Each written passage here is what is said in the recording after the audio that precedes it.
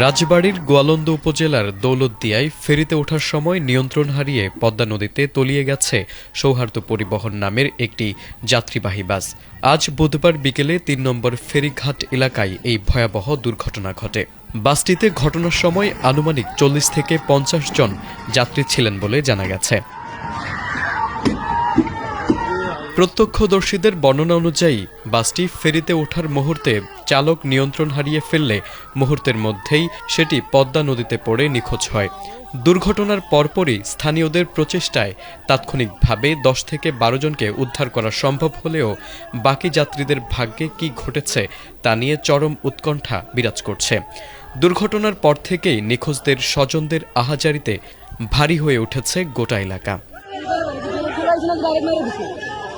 BIWTC ঘটনার সত্যতা নিশ্চিত করে জানিয়েছে, বাসটি উদ্ধারে দ্রুত পদক্ষেপ নেওয়া হয়েছে।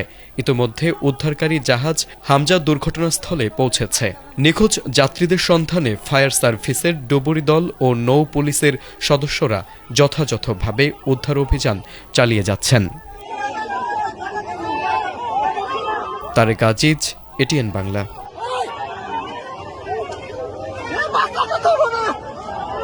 বহু মানুষ আছে তো বাসের ভিতরে।